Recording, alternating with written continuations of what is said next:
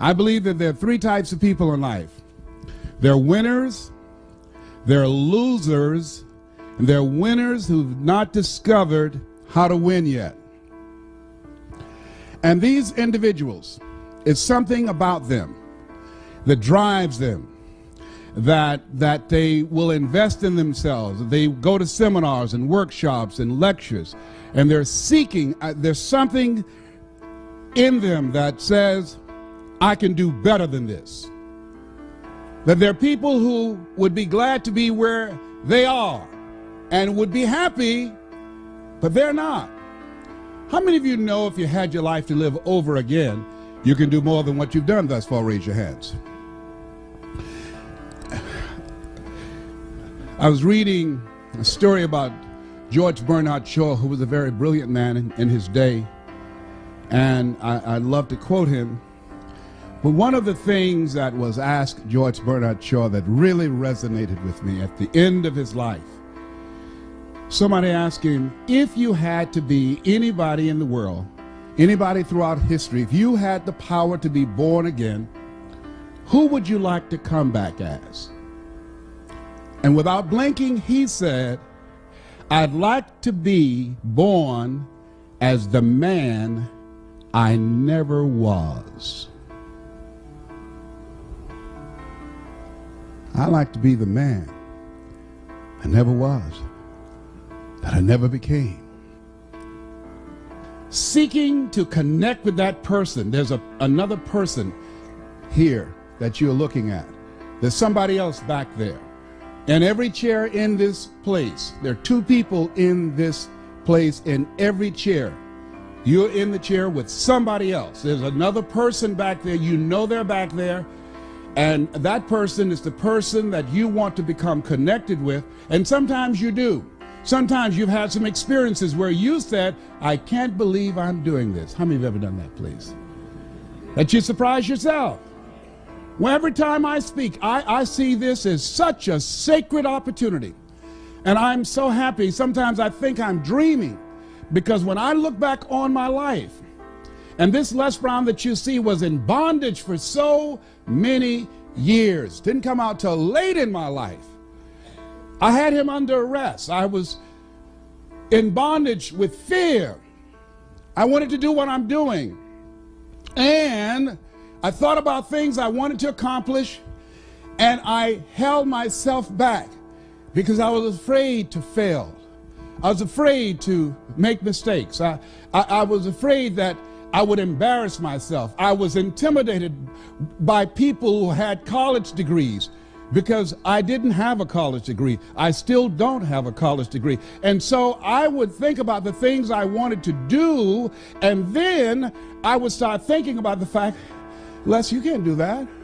So that's what I told this guy in me. Les, you can't do that. You don't have a college education. Les, I hear what you're saying, but come on, be logical. Be practical. You can't do that. I know you feel good going to see Zig Ziglar and Tony Robbins and the late Dr. Norman Vincent Peale and Robert Schuller. I know they motivate you and inspire you, but get real. You can't do that. You never worked for any major corporation. Come on, let's be practical, be logical. Oh yes, I know people told you have a gift of gab and you have a nice personality and you're funny and you make people feel good and you make them laugh, but you become a speaker, speak for corporations, train and teach people and motivate people to do something you've never done. You're not rich, you're not successful, you don't have any books, you don't have the resources, you don't know the people, you don't have the contacts. You can't do that, Les Brown. See, my heart said I can do that. When I looked at my dream and saw someone doing what I love to do, I love to help people. How many love to help people? And my heart said, I can do that. And then I made a critical mistake. I asked how. The mind became operative. The mind came up front and said, Les Brown, I heard what your heart said, but I want to ask you, how will you do that? And so I went from my heart to my mind, and I tried to figure it out. How would I do that? At that time, I wanted to earn $1,000 an hour. My mind said, do you make $1,000 a week? I said, no. Okay. Have you ever done this before? I said, no. Okay. Well, I'm not saying you can't do it, but let me ask you some other questions, all right? Have you any contacts with anybody that can teach you how to do this? No. Okay, well, maybe there's something else. Do you have the money? No. Do you have the credentials? No. Will anybody stand up for you and say, oh, he's done it for me and I know he's good? No. Well, let me ask you, do you really think you could do this? No. There's an African proverb that says, if there's no enemy within, the enemy outside can do you no harm. How many of you ever thought about something you wanted to do? You felt it in your heart. You couldn't explain it. You felt it in your heart. And you talked yourself out of it. Raise your hand if you know what I'm talking about. I talked myself out of it. No one did it to me but me. The forte of fruiters is not in our stars, but in ourselves, that we are underlings. My first major goal was I wanted to buy my mother a home. And I achieved that. I'm adopted. I feel like Abraham Lincoln, who said, all that I am and all that I ever hope to be, I owe to my mother. Saw a sign once that said, God took me out of my biological mother's womb and placed me in the heart of my adopted mother. My mama was a good woman. She adopted 7 children. Mama only had a 3rd grade education, but I admired her character. I admired her personality. She never met strangers. Mama met you right now. She would talk your head off. You know, she was a funny woman. She always had a sense of humor. Mama walked fast. We walked with Mama downtown. We had to hold her dress. Mama would walk fast. We trying to keep up with Mama. Years later, at the end of her life, she was 89 and suffering from breast cancer. We took her to a furniture warehouse, and she got out of the car with my sister, and she was holding my arm, and I said, Mama, I said, they have a wheelchair here. Can I get this wheelchair for you? And I went and got the wheelchair, and she looked at me, she said, no, boy, I would walk this place myself. I said, Mama, but it's so huge, Mama. I'll roll you in a wheelchair. She said, I'm fine. And I saw her straighten herself, and she walked it herself. I admired her strength. I said, oh, Mama, you know, this morning I got up, and every time something happens to me and I want to get down and I want to surrender to any of the challenges I encounter, and I got up this morning, and the sciatic nerve and this L5 and L4 of my lower disc protruding, and I was in pain, and my body said, you can't do this speech today. And somebody said, are you going to surrender to this pain, or are you Mamie's boy? Get up and straighten your back. You can do that speech. You can walk that flow yourself. When you start walking, you won't feel anything but her presence with you. Sometimes we have to stand up inside ourselves. Sometimes we have to fight ourselves. Sometimes you have a dream and goal that you want to achieve, and you say, oh, I can't do that. You got to tell yourself to shut up. I can do it. Don't tell me I can't do that. Sometimes you got to talk to yourself. I can do it. I'm Mamie's boy. Oh, I can do this. Oh, I will do it. I have got to do this. What you think about your dream? And I want you to increase your dream dramatically. I said you have something special. I'm telling you what I know. You have greatness in you. You have the ability to do more than you can ever begin to imagine. I don't even know you, but I'm telling you what I know from my own experience. And greatness, ladies and gentlemen, greatness, it's a choice. It's not your destiny. Most people never discover their greatness. Most people, ladies and gentlemen, go to their graves living a life of mediocrity, living a life far below their potential, Oliver Wendell Holmes said most men and women go to their graves with their music still in them. A friend of mine, Dwight Pleasure, was eulogizing his brother in Chicago, and I attended the funeral. Dwight, powerful speaker, he gives a presentation called How to Start Over Again, how to make it from scratch. Oh, Dwight is powerful. Dwight had lost his life for years to drugs and crack cocaine, lost everything, and he came back again. He demonstrated comeback power going around the world, changing people's lives, and he was eulogizing his brother. He said, and the room was very quiet and very somber, and he said, my brother was in the room in California, and they told me he died by himself. And he said, and I submit to you that my brother didn't die by himself, that with my brother died a lot of dreams. With my brother died a lot of potential.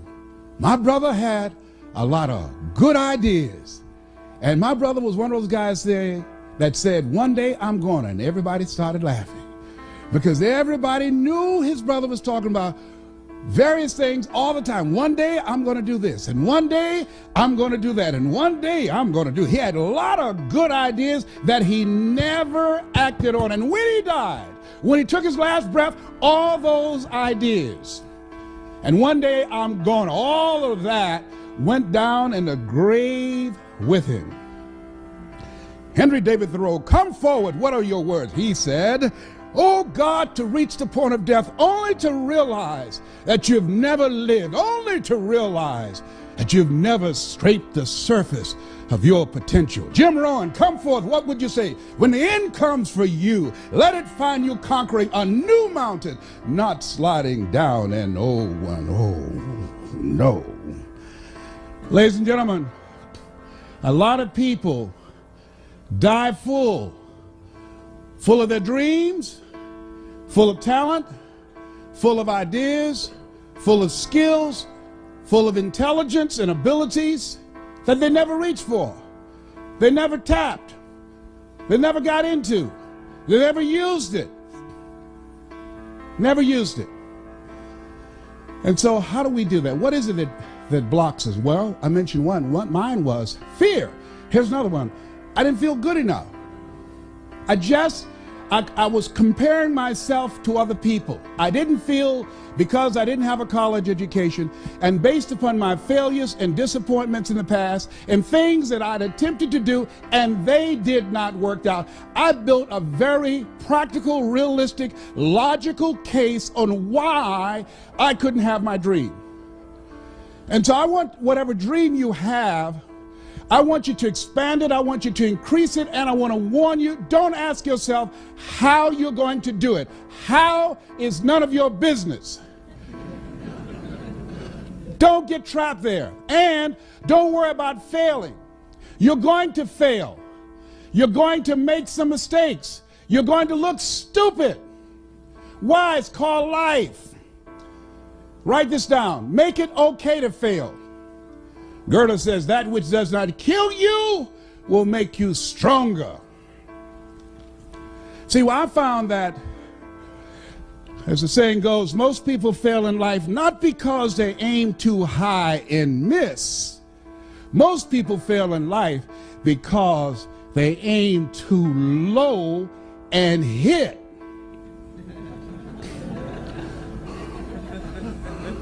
And many don't aim at all.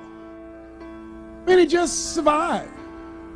They come to work asking, what time is it? And they work just hard enough to keep from being fired. And they are getting paid just enough to keep them from quitting. In order to reach your goals and do some incredible things, ladies and gentlemen, I say that you have something special. You have got to have faith and ignorance. You've got to believe in yourself, You've got to believe in what you're doing. You've got to believe in your product. You've got to believe in your services. You've got to believe in a power greater than yourself. You've got to believe in the power of pursuit. And you've got to be ignorant enough to know that you don't know what you can't do. Don't rule anything out, for you eye has not seen, ear has not heard, nor has entered the heart of humankind what God has in store for you. Repeat after me, please. Leap and grow your wings on the way down. Yeah, so you're going to be a good salesperson. You've got to be a risk taker. Here's something else I tell you what. You want one of the keys? What will separate great sales professionals from people that are mediocre? I'll tell you what. I learned this as a kid. He used to sell newspapers. Sam Axelrod, who was one of my early mentors, he used to every day would pick me up. And I was the youngest one in the group, all older individuals and mostly grown men. And every day Sam would get in and he would have a quote for everybody in the car. Sam driving a station wagon, he said, "Gentlemen, yes." He said, "This is a usable world. And if you don't use it in the right way, it's a cruel world." And I would say, "Thank you, Mr. Axelrod." Nobody else paid attention to that. I don't know why, but I was the one. It just made sense to me. And I kept these things. I remember, "Leslie, yes, sir," because he remembered that I was the only one that responded. I was the only one that took notes when he spoke. He said, "Always strive to get on top in life, young man, because at the bottom, that's overcrowded."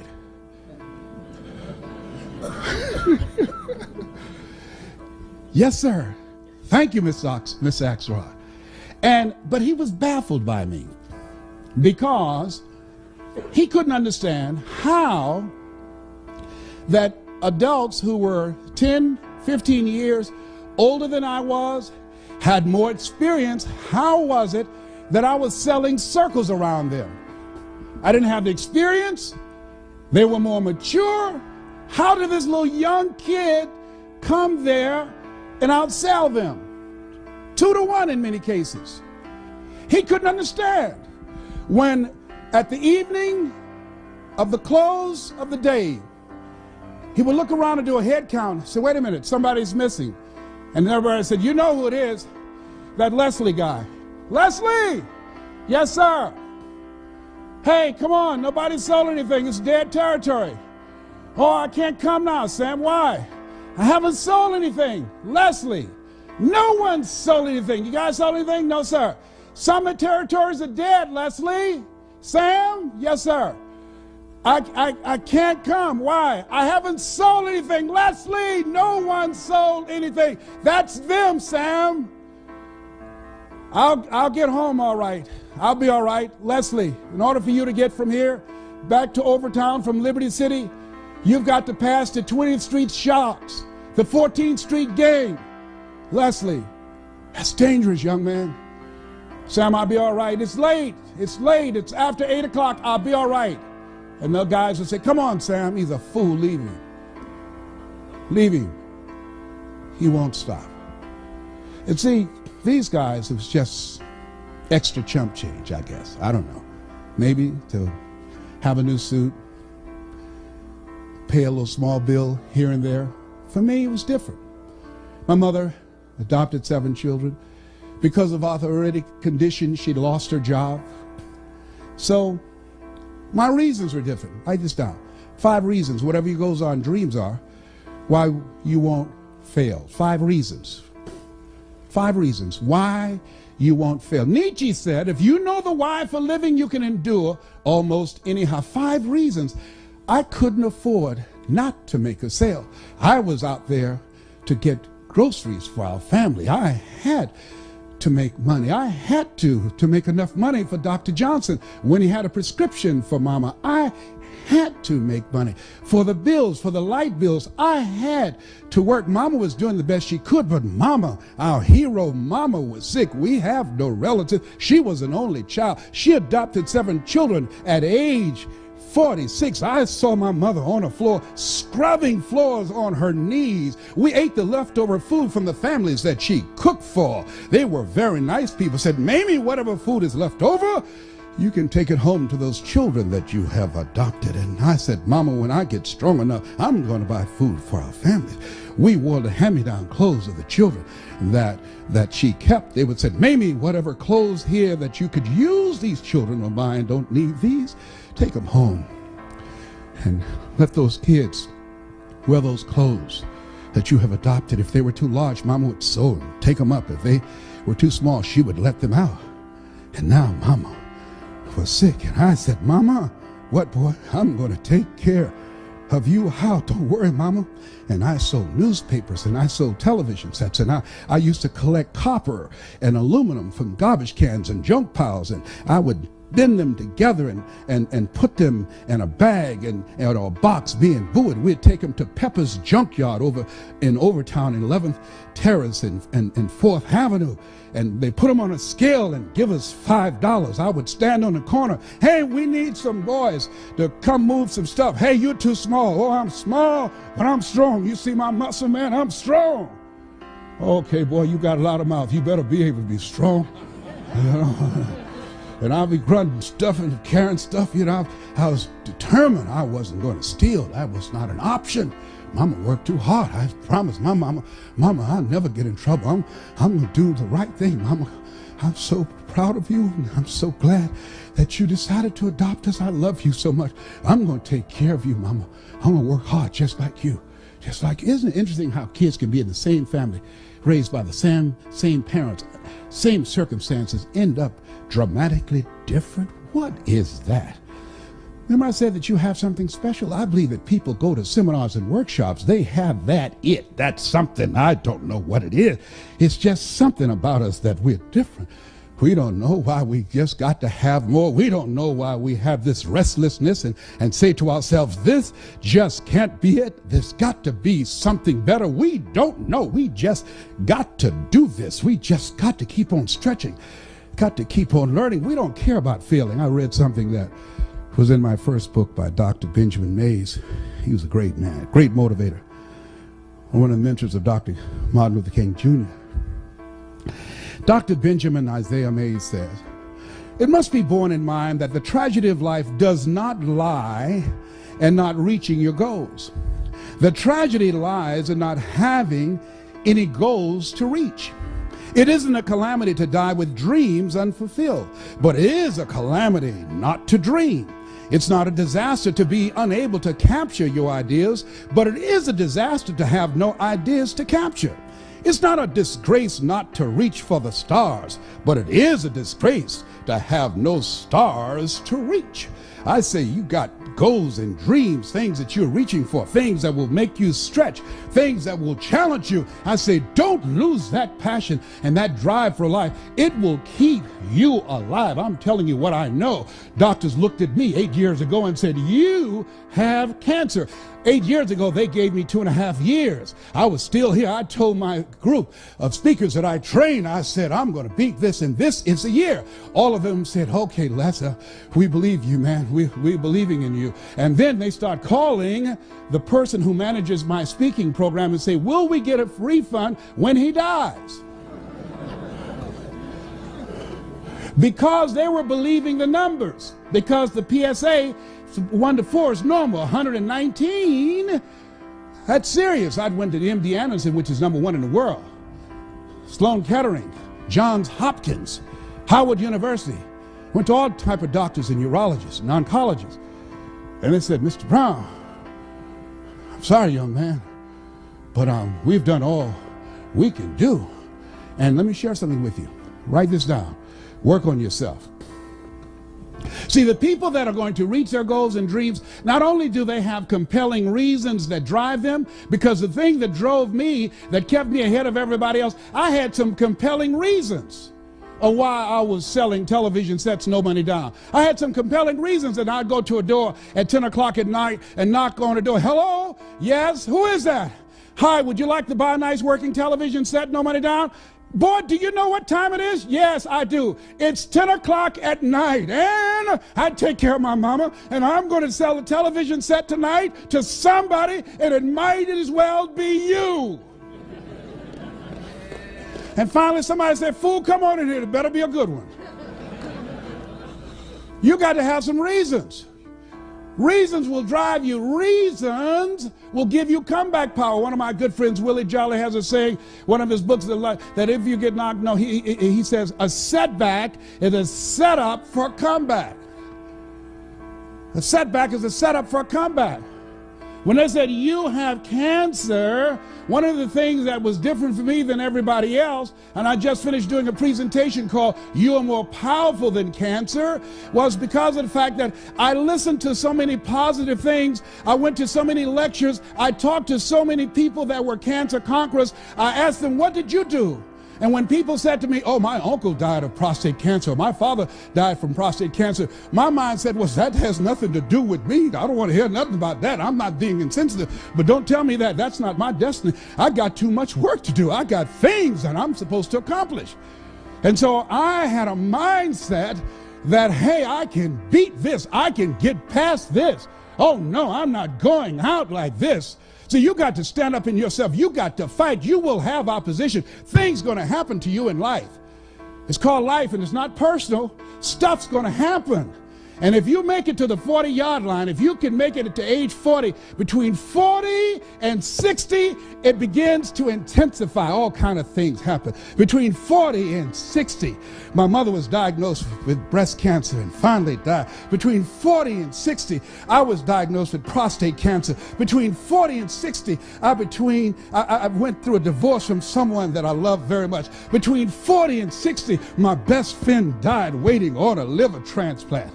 Between 40 and 60, had a nationally syndicated talk show, highest rated, fastest canceled talk show in the history of television.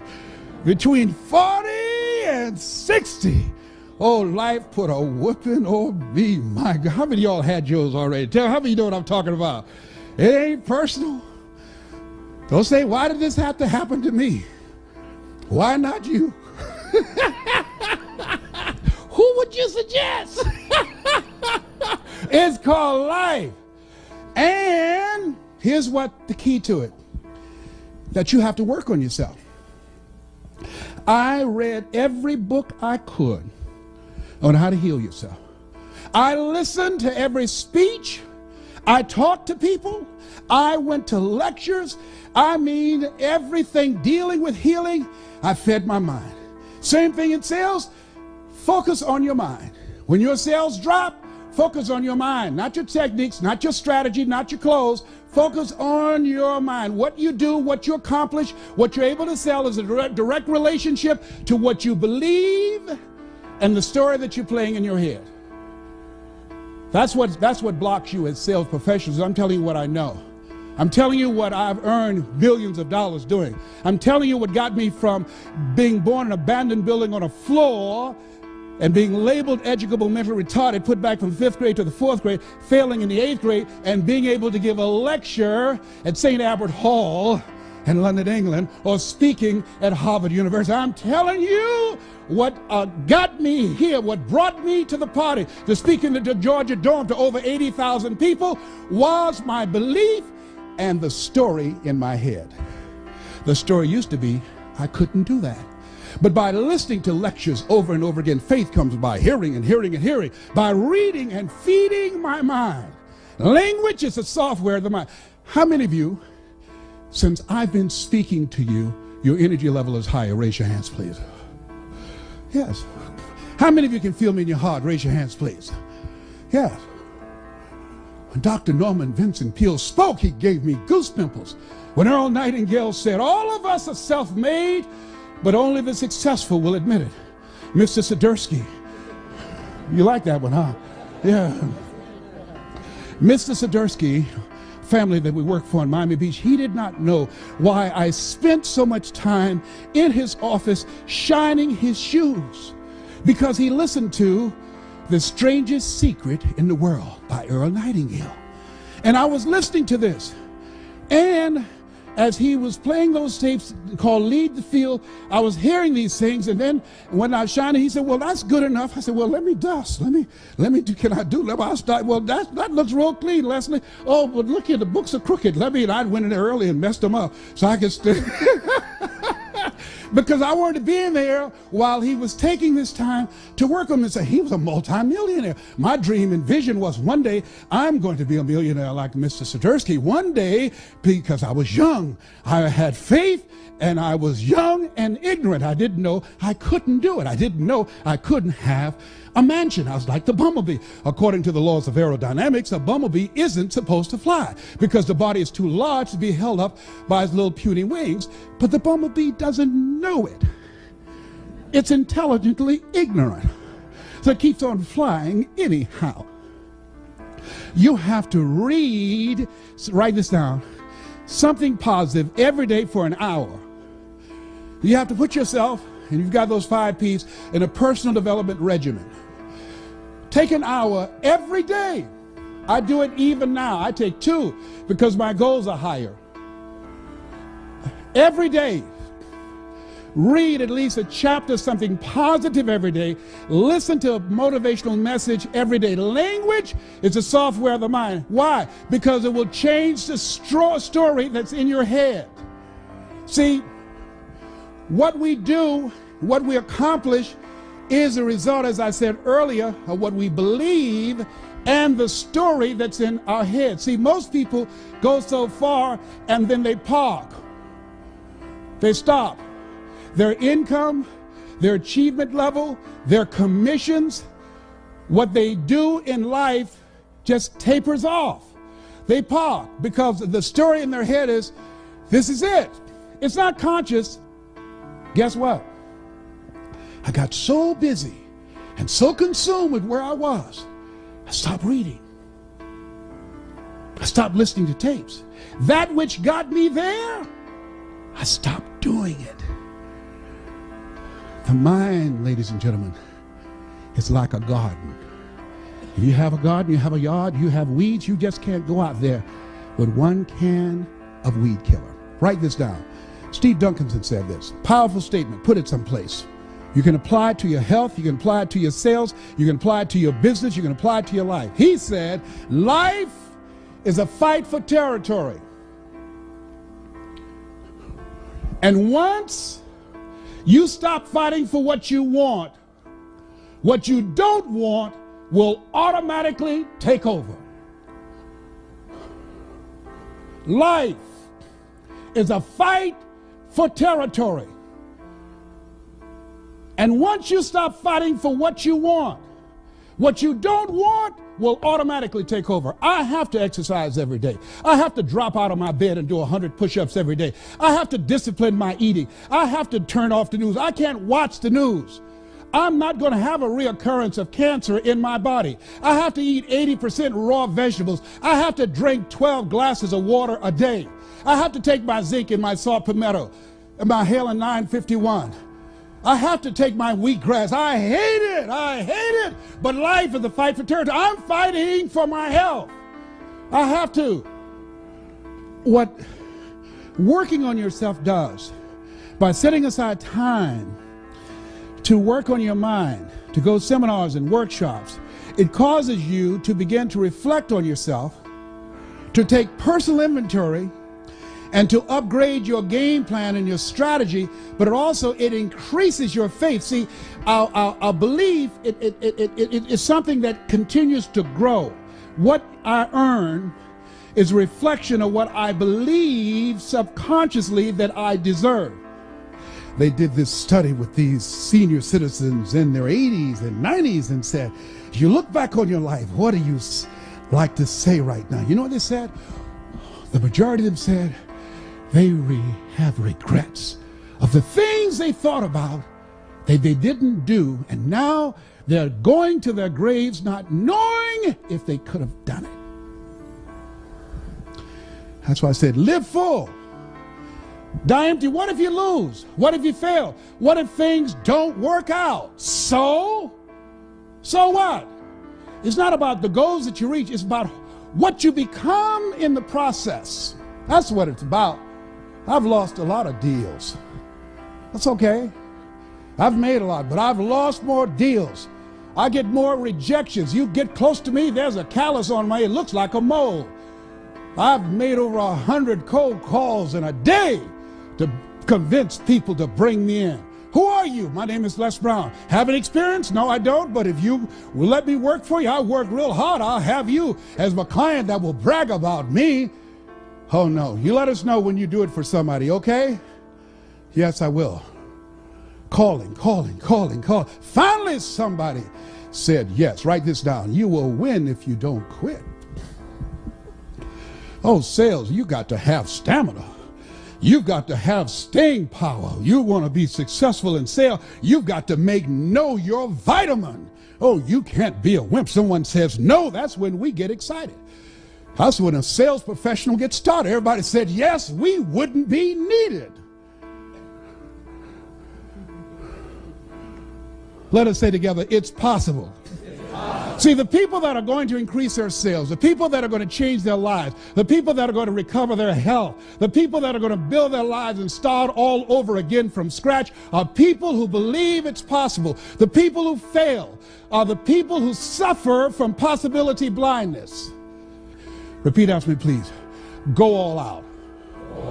Yeah, write that down. See, when you want to increase your performance in life, they say the people that are successful in any area of life, you must be willing to do the things today others won't do in order to have the things tomorrow others won't have. If you want to make it in any area in life, you've got to go all out. I was always the top seller where I was because I made more calls. I made more presentations than anybody else. I always, if I had a goal to earn $100,000 a year, I set my sight and I had a plan of action to make enough calls, create enough prospects to earn $400,000. Why? I had to give Murphy's his. If I shot for 100,000, I knew I would fall short. But if I shot realistically and practically and worked like I was working for 400,000, I wouldn't drop down to 100,000. And even if I dropped at 200,000, I'm still ahead of the game. A.L. Williams said, all you can do is all you can do. And all you can do is enough. But make sure you do all you can do. Write this down. You want to make it today? You got to outthink and outwork the competition.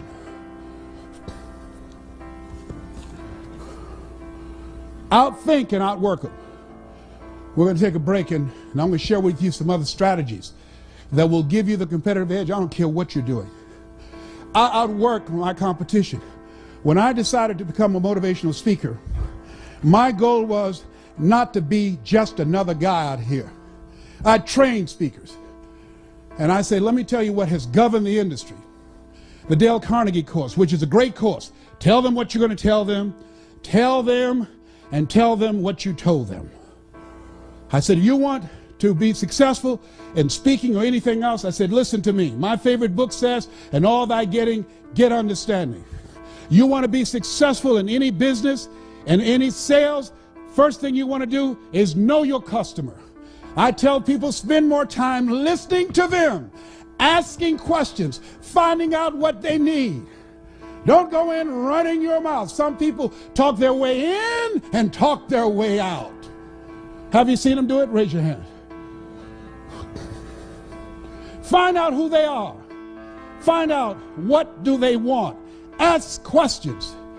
Give a presentation from their point of view, not from your point of view. Let them see you as a resource, as a consultant, as a strategic partner. Don't go in selling. Build relationships. Zig would say, people don't care how much you know until they know how much you care. Here's something else. And whatever you want to do in becoming successful, write this down. Master your knowledge of the marketplace and the product. When I decided to become a major player in this industry, I started out reading one book a week. You must be willing to do the things today others won't do in order to have the things tomorrow others won't have. The average American reads one book a year. If you decide to become an expert professional in your area and becoming knowledgeable about your customer, about the product, about the industry, about the competition.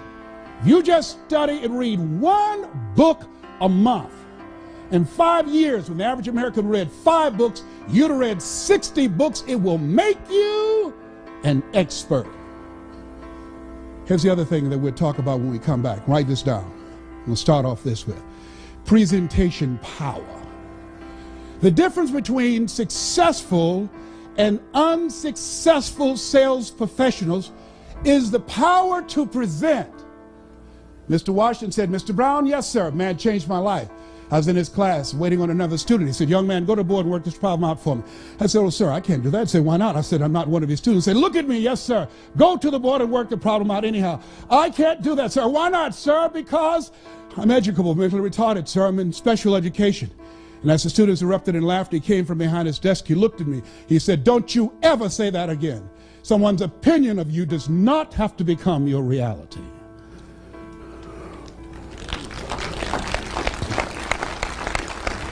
On one hand, I was humiliated, but on the other hand, I was liberated. Because he looked at me with the eyes of Goethe and said, look at a man the way that he is, he only becomes worse. But look at him as if he were what he could be, then he becomes what he should be. And he said, Mr. Brown, he said, develop your mind and develop your communication skills, because once you open your mouth, you tell the world who you are. And with that, we will take time out.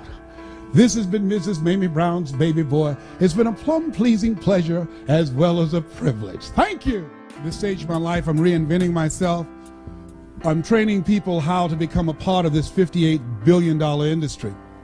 And one of the things that I think that top sales performers have going for them is the ability to present. And that is either on the telephone or one-on-one or in small group settings, making a presentation or speaking before a large audience. It's something that can be learned, and something that some keys I'd like to share with you in the training that we provide that will give you a competitive edge. How many of you think that will have some value and learning strategies that can impact your presentation style? Raise your hands, please. How many of you have ever been in a situation that you know that had you been more effective in terms of how you presented yourself, that you would have done better? Raise your hands, please. How many of you have ever been in a situation, this has happened to me, where you choked? Raise your hand. Where I just choked, you hear me? Just could not remember anything. My mind went blank. You want to master your knowledge. You want to know when you open your mouth that you know what you're talking about. The reason that I said you have to work on yourself, and write this down, before you speak, power presentation. Before you speak, see, a lot of people just worry about getting up and speaking and presenting. Before you speak, there's work you've got to do on you, because I don't care how good you are in your presentation, in your knowledge, how well organized it is. I don't care about your PowerPoint presentation. Who you are behind the words will be more powerful than the words you speak. When you come into the room, you've got to have a spirit and energy about you that you expect this deal to happen. You have to come in the room and you have to look at them, and your look must be, the only reason you were spared from birth control was to give me this deal.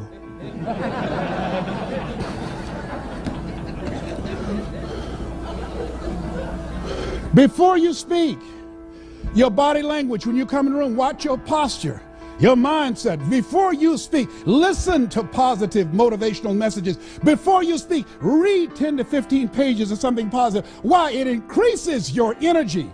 We're all connected, ladies and gentlemen.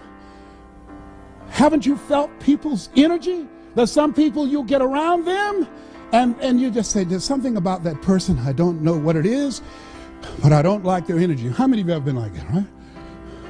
How many of you ever walked into a deal and you knew the deal was done before you took the contract out? Raise your hand, please. You know it. You knew it. Because you knew you were in the zone. You knew you were in your place. You knew you were in sync, mentally and emotionally and spiritually. And your information, you knew you were ready. It was ready. It was game time. You knew it. And I'm saying, from the time you get out of the car and walk in, from the time you make eye contact and shake their hand, from the time when you say hello, you have to be closed. You have to close the deal. In your voice, your mindset must be, this is it. Stick a fork in it. It's done. You're not going anyplace else. This is it. One stop, one deal. It's mine. I do market takeaways against the brightest and the best. I don't care about the credentials. MBA, PhD only means pile high and deep. That's all. No disrespect. I don't care. I'm going to prepare. You're not going to outthink and outwork me. I'm going to know everything there is to know about my customer, about what their needs are. I like what this lady said, and she said, talking about the added value her company was providing for her customers. She said, it's not our intention to please our customers or to satisfy our customers. Our intention is to amaze them. When I decided to become a speaker, I noticed that you hear most of my heroes, they gave the same speech. It's a memorized script. They give it everywhere. I decided I was going to make myself different. What is different about you? You've got to have something that makes you stand out. When you are in a situation and people make decisions with their dollars, in a time when the economy is tight, in a time when budgets are tight, you don't have the option of not believing in yourself. If there's any doubt, is an ounce of doubt, and trust me, 99.5 won't get it. If there's any doubt, if you're intimidated by the competition, I charge more than 99% of the speakers. And they said, hey, you know, you charge too much. No, you just don't have enough money. I don't charge too much. You get, well, I've got a speaker that will come in for $15,000. I said, then get that. Then you get a $15,000 speaker and you get the results of whatever they produce. But when you want the best, you call me and I might be at the same level. Okay, no, we don't want anybody else. We want you. Very good. Then write the check. You have to believe in yourself. You have to believe in your product. You have to believe in your service. And you have to sell you every day. That's the biggest sale you have to make. The biggest sale, ladies and gentlemen, that I make every day, that Les Brown, you can do this. The biggest sale I had to make when I left the doctor's office and they said, Mr. Brown, your PSA is still going up. The biggest sale I had to make as I was walking out of the office, I can beat this. I can beat this. It doesn't matter about what they say about their numbers. I'm not going to listen to that report. Oh, no, absolutely not. They are not God. They don't know the future. They don't know who I am. I've got to fight this at the cellular level. Oh, no. Other people have beat it, over 9 million. I can beat this. I'm stronger than cancer. If other people can do it, then it's possible that I can do it. It's not my time. Oh, no. They don't know who I am. Oh, I can make this sale. Absolutely. No, I don't have the credentials. No, I can't do a slide presentation. Can't even turn on a computer. I still have my 8-track. Oh, but I'm going to get this deal.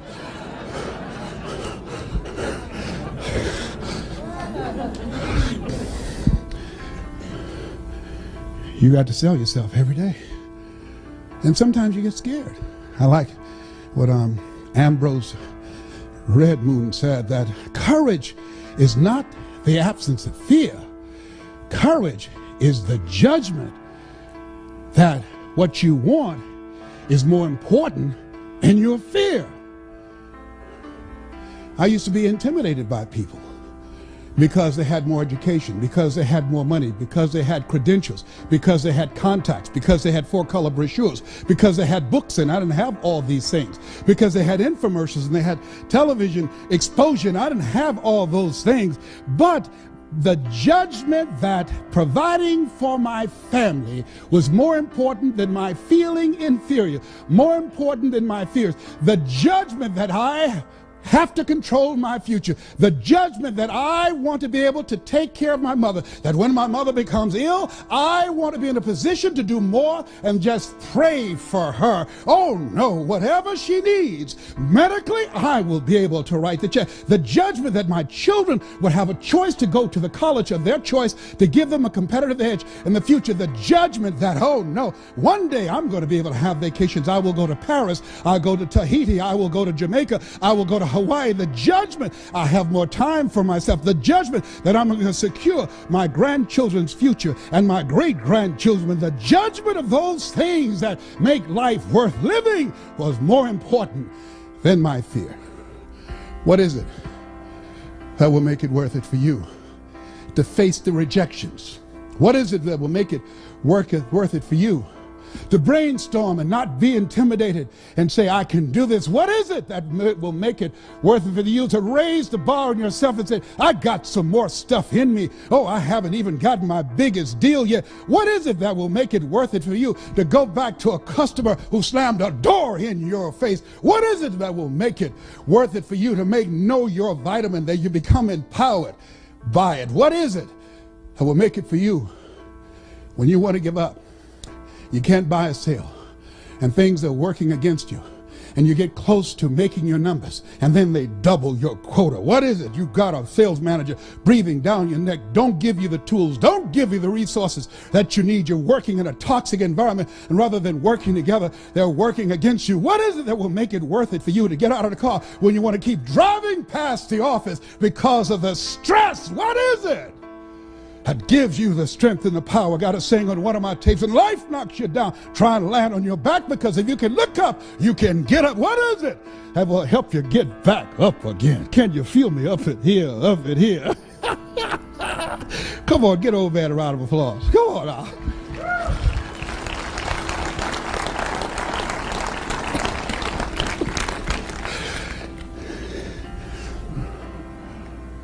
When you are involved in any area of life, let us say you got to have drive.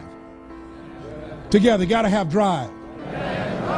Let us say kick it up a notch. Yeah. See, when you are presenting, I tell and train my speakers, you've got to kick it up a notch. You've got to have power, feeling, and conviction. You can't be casual. See, if you're casual about your dream, you will end up a casualty.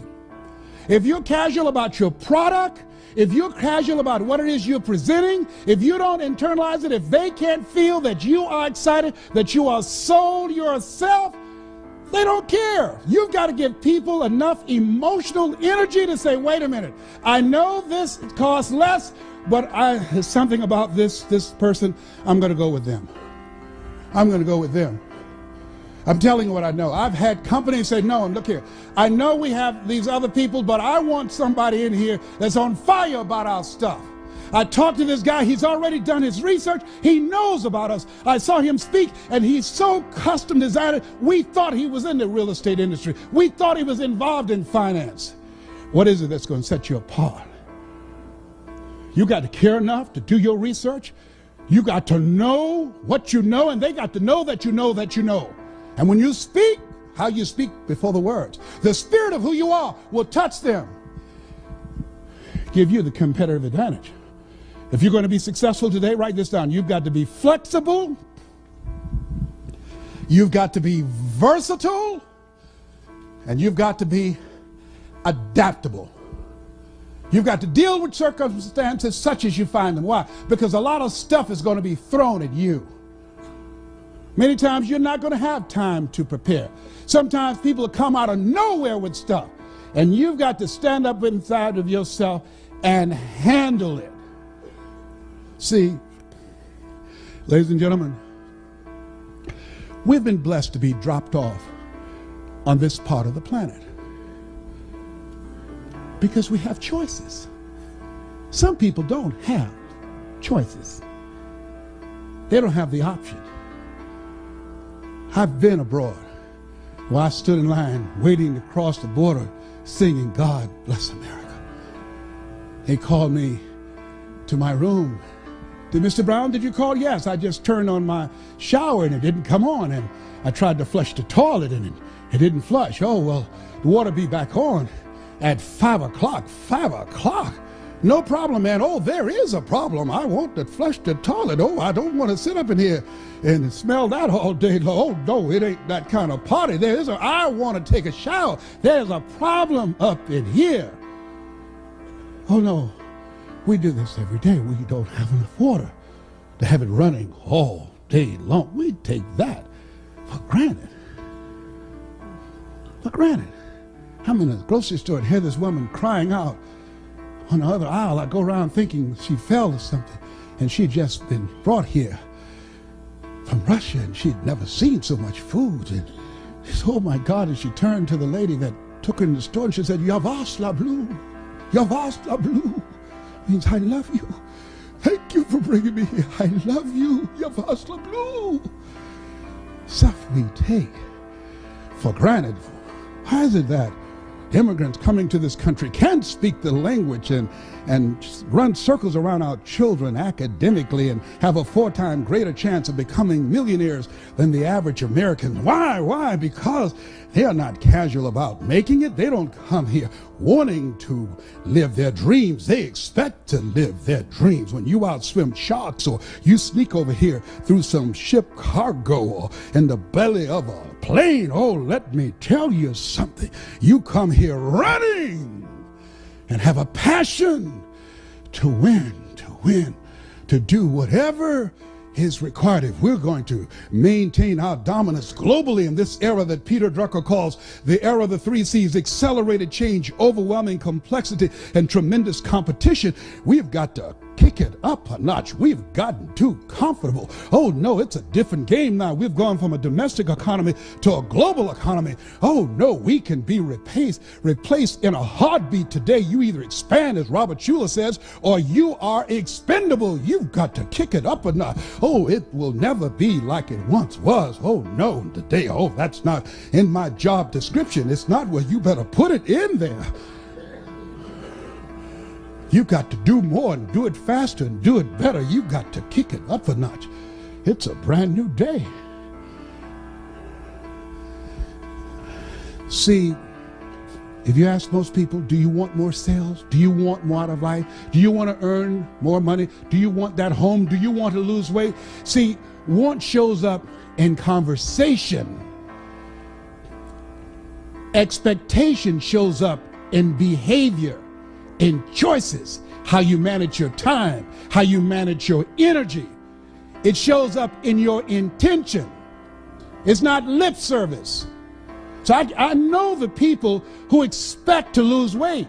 Why? Because they know they've done as much as they could by themselves, and so they get a trainer, they get some help. They go to the gym, they have an exercise program, they get a nutritionist because they realize my best thinking has produced this body. I know people who want to earn more. How do you know that? When they realize what Einstein realized, the thinking that has brought me this far has created some problems that this thinking can't solve.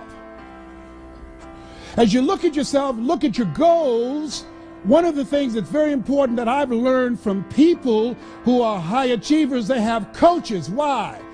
Why have I hired Mike Williams for the past 35 years? Because you can't see the picture when you're in the frame. Why is it that I got more out of my fitness program with a trainer than I did by myself? Because a trainer can pull more out of me than I can pull out of myself. People who have become top achievers never stop learning, and they have coaches. Michael Jordan had Phil Jackson. Muhammad Ali had Angelo Dundee. I don't care who the greats are. Somebody was in their corner, looking over their shoulders, helping them. Why? You can't see the fight when you're in it. Mike said, Les, you got to do this. Les, you got to do this. Les, you got to do this. And I had to be willing to listen. Most people fail because they don't know that they don't know, and they think they know. In life, here's what I want you to do. Write this down, please. You got to trust that you're going to be all right. You have no evidence to support it. It doesn't make sense. You can't point anything to say, well, this is why. There's no logic in it. There's no way in which you can logically and practically and realistically support it and prove it. That's why you got to have faith and you got to have trust. Somehow, some way, you've got to have that you're going to come through. And I can tell you, some things will begin to happen that you will not even anticipate. The phone will begin to ring. Deals will come out of nowhere. Somebody will recommend you. Someone you talked to years ago and gave them a brochure and put it on the desk, and somebody in their office came in and picked up your card or picked up your brochure and called you out of the blue.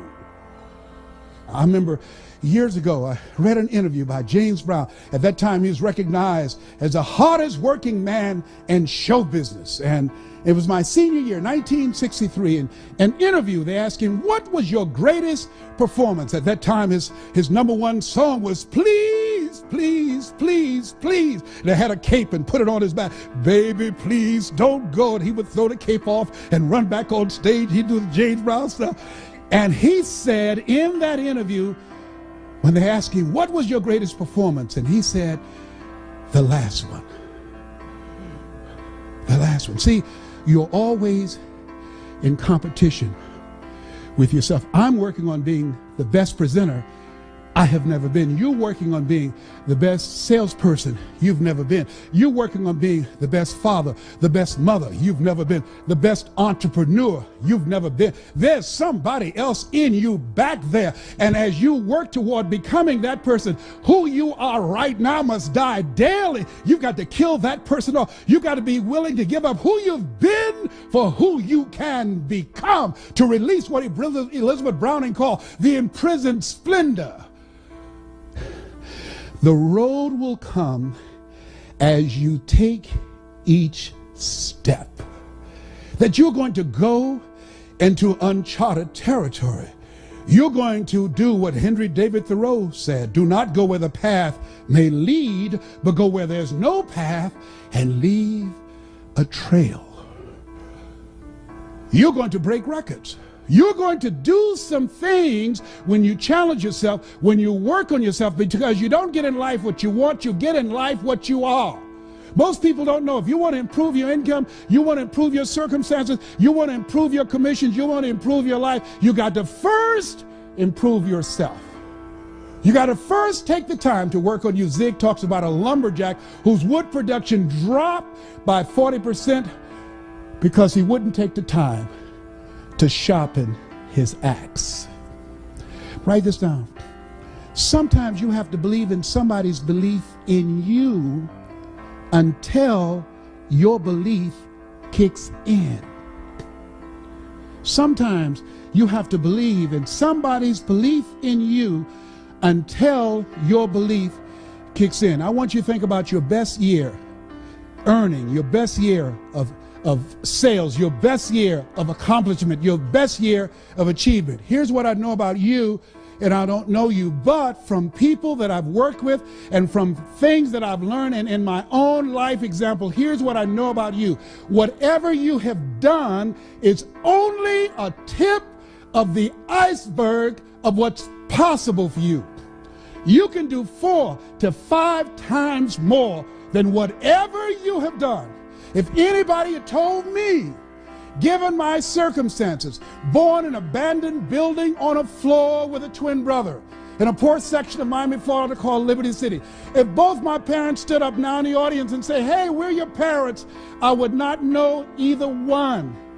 Being adopted, labeled educable, mentally retarded, failing twice in school, if anybody had told me that in my future I would be speaking to you. In my future, I would write books. In my future, even though I don't have a college education, I would produce 6 different specials for PBS and earn millions of dollars. In my future, I would have a nationally syndicated talk show. In my future, I would travel around the world and speak to over 80,000 people in the Georgia Dome. Nobody could have convinced me when I was working at Sears as a salesperson, when I was working for the Miami Sanitation Department as a garbage collector, making $8 an hour. No one could have looked at me when I was walking to empty their garbage and pushing that can forward and kicking it and getting up under it and moving it and straightening my back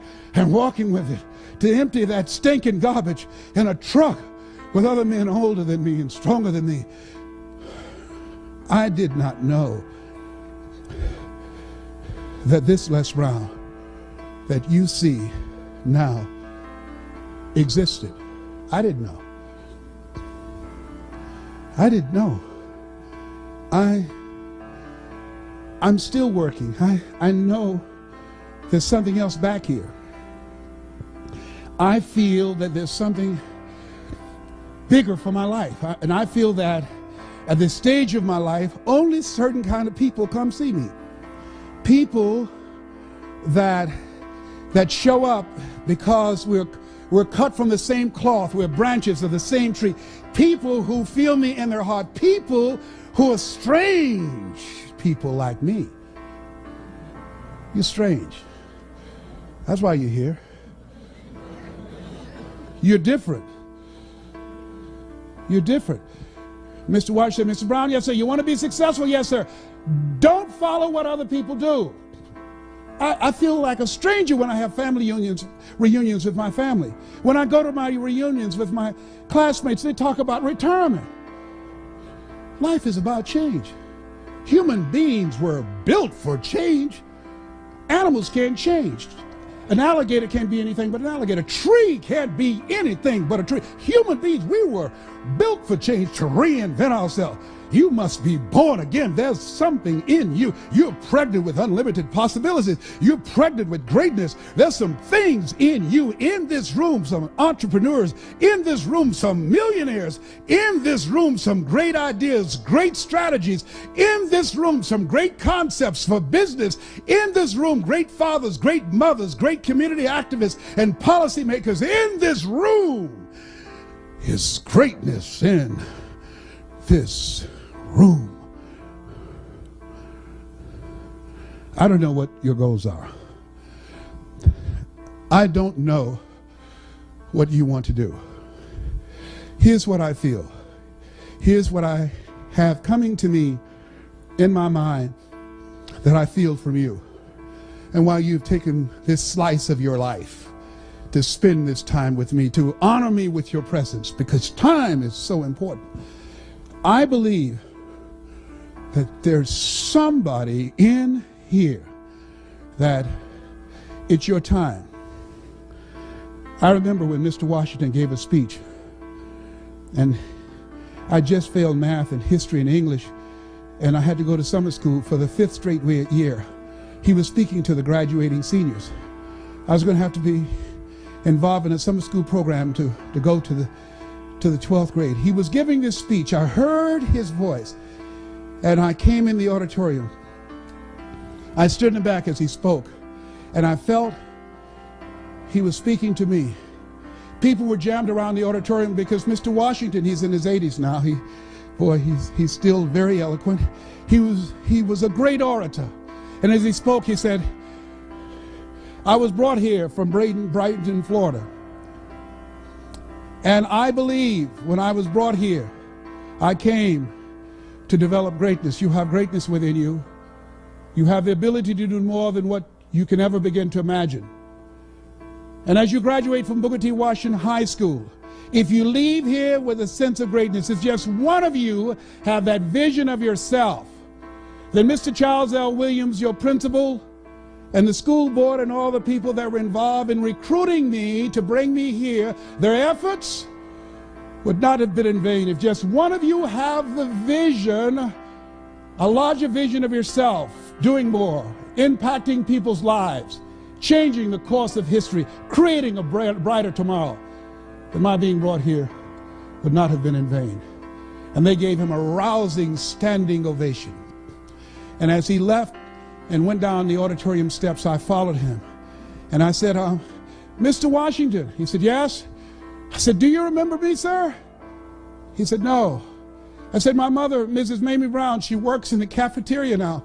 She got started. She's the one that fixed the great sweet potato pies that everybody talk about. I'm the twin, Leslie. You remember I was in your class waiting on MacArthur Stevens, and you told me to do something. I told you couldn't do it, and I told you I was in special education. I was educable, mental retarded. And you said to me, somebody's opinion of me does not have to become my reality. He said, yes. I wrote that down, sir. I see that every day when I get up. It's on my bathroom window, sir. On my mirror in my bathroom. I repeat that to myself. It doesn't bother me anymore that people call me DT, the dumb twin. He said, I'm glad to hear that, Mr. Brown. I said, sir? He said, yes. You said that if anybody, just one person in there got a larger vision of themselves, that your being brought here would not have been in vain. He said, yes. Well, sir, I'm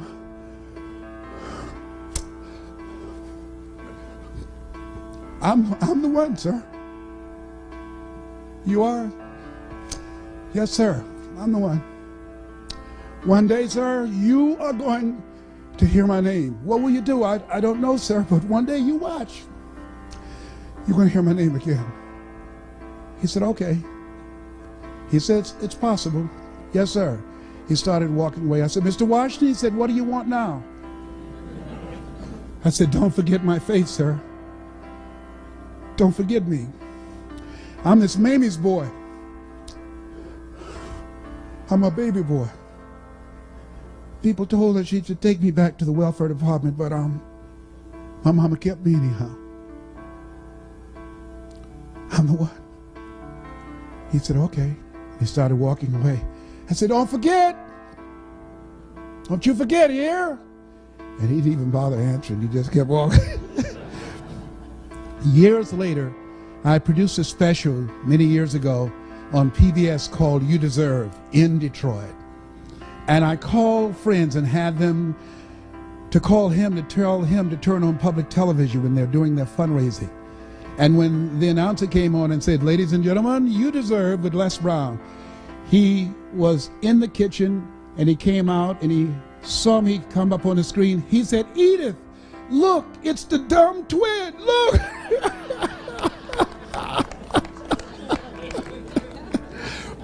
And he called me in Detroit, and this was, and I cannot wait to tell you the story, how I used to sleep on the floor of the Penobscot building and building my business.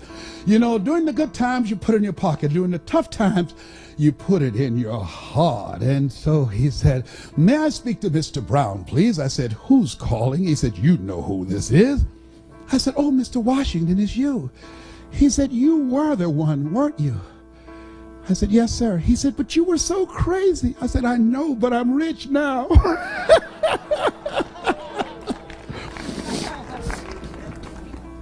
I don't know what your goals are. I'd like to leave this with you. You have greatness within you. You have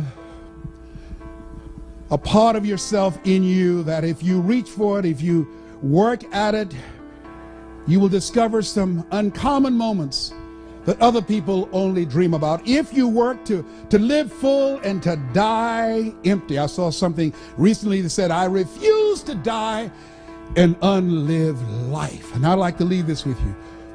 To the greatness in you, that's what I'm speaking to now.